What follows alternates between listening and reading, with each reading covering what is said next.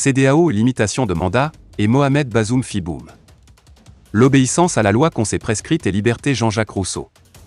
Les auteurs de coups d'État ont toujours une justification, quittons le Mali pour la Guinée, le Burkina Faso, tentative de coup d'État il n'y a pas longtemps en Guinée-Bissau. Est-ce que vous aussi êtes déterminé dans votre opposition à ces coups d'État, à vous opposer également au changement constitutionnel?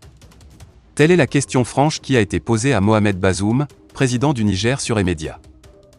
Sans se débiner, l'homme répond, vous savez quel a été le problème du président Issoufou avec le président Alpha Condé, c'est qu'il a voulu céder le pouvoir.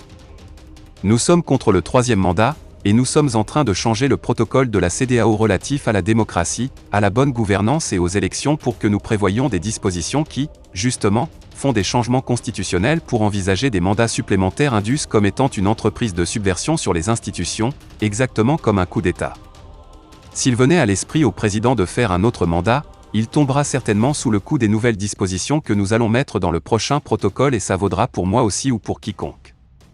Voilà des propos qui rebattent les cartes dans les pays déjà abonnés et qui doit donner à réfléchir dans les futurs pays dont les présidents nourrissent l'ambition de faire comme d'autres pour prolonger la jouissance de ce poste ô combien mielleux, doux.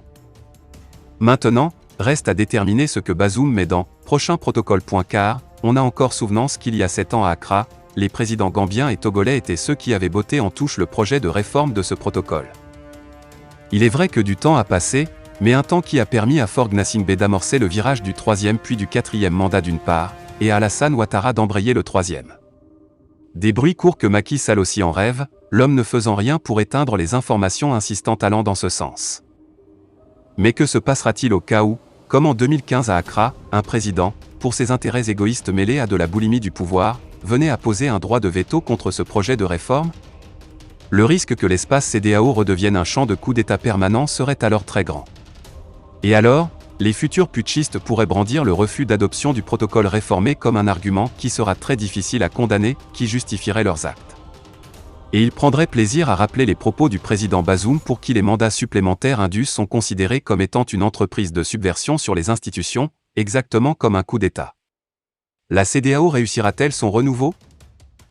Surmontera-t-elle l'égoïsme de certains pour s'affirmer et reprendre la main dans un espace où de plus en plus, l'accès au pouvoir par la violence est de moins en moins mal perçu par les populations qui assistent aux violations de leur constitution sans possibilité de l'ouvrir pour s'indigner?